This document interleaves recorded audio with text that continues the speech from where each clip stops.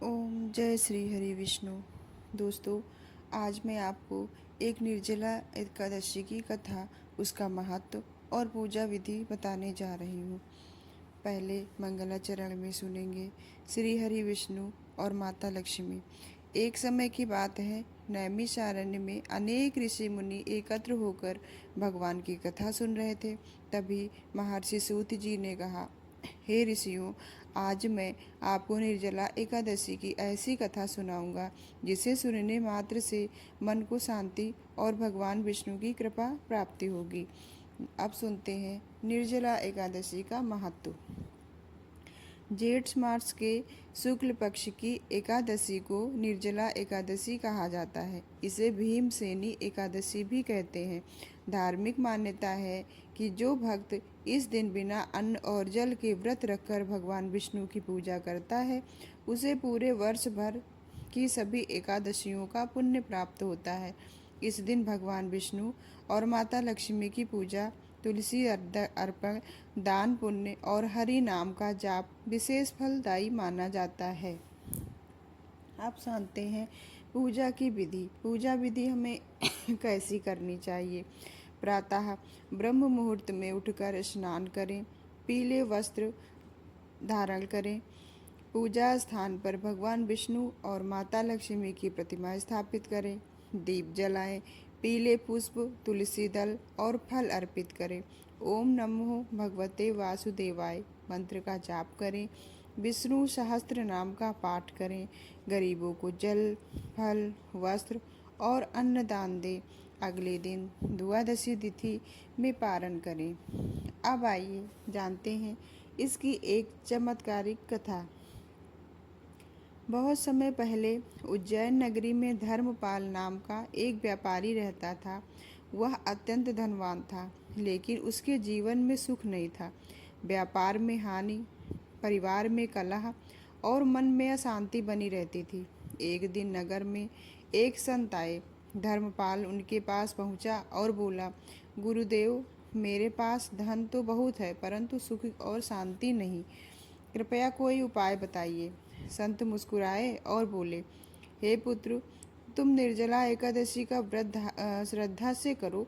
भगवान विष्णु तुम्हारे सभी कष्ट दूर करेंगे। धर्मपाल ने कहा, क्या केवल एक ही दिन का व्रत इतना प्रभावशाली हो सकता है? संत बोले, जब भक्ति सच्ची हो तो भगवान की कृपा में देर नहीं लगती। व्रत का संकल्प लिया।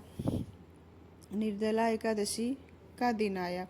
धर्मपाल ने प्रातः स्नान किया और भगवान विष्णु के सामने हाथ जोड़कर व्रत का संकल्प लिया। दिन भर उसने भगवान का नाम जपा और गरीबों को दान दिया। लेकिन दोपहर होते होते भीषण गर्मी के कारण उसे प्यास सताने लगी। उसका मन बार बार जल पीने को कह रहा था, परंतु उसने भगवान का स्मरण किया और संकल्प पर अडिग रहा। भगवान तो परीक्षा लेते ही हैं, तो उन्होंने भगवान ने उनकी भी परीक्षा ली। उसी समय एक वृद्ध ब्राह्मण उनके द्वार पर आया। वृद्ध बहुत प्यासा दिखाई दे रहा था। उसने कहा, बेटा, मुझे थोड़ा जल चाहिए। धर्मपाल तुरंत जल ले आया और आदर पूर्वक ब्राह्मण को पिला दिया। ब्राह्मण ने प्रसन्न होकर आशीर्वाद दिया और चला गया। धर्मपाल को पता नहीं था कि वह स्वयं भगवान विष्णु थे, जो उनकी परीक्षा लेने आए थे। और फिर हुआ चमत्कार। कुछ दिनों बाद उनके व्यापार में अचानक उन्नति होने लगी। जो व्यापार वर्षों से घाटे में था, वह लाभ देने लगा। घर में प्रेम बढ़ा। बीमार पत्नी स्वस्थ हो गई। उसके मन की अशांति समाप्त होने लगी। धर्मपाल समझ गया कि यह सब भगवान विष्णु की कृपा है। एक और परीक्षा।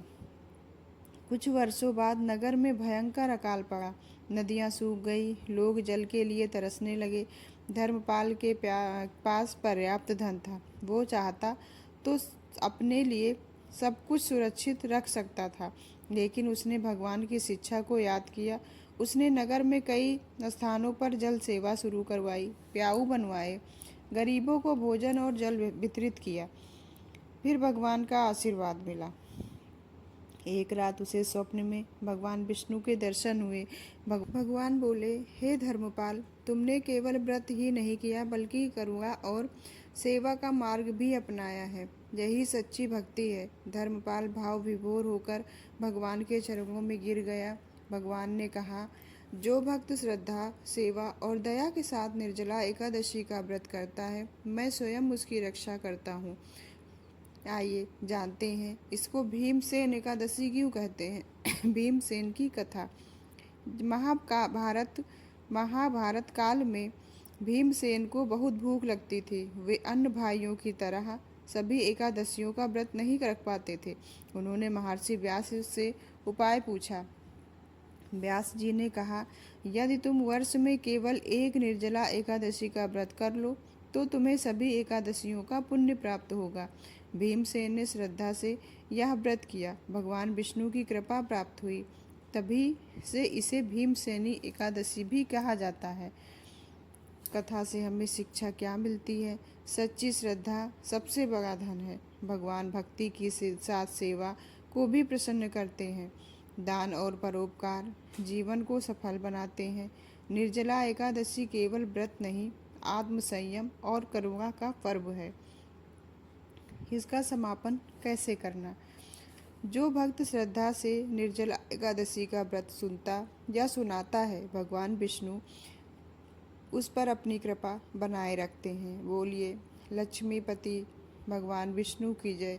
निर्जला एकादशी महारानी की जय। दोस्तों, आपको ये कहानी कैसी लगी प्लीज़ कमेंट में ज़रूर बताइएगा।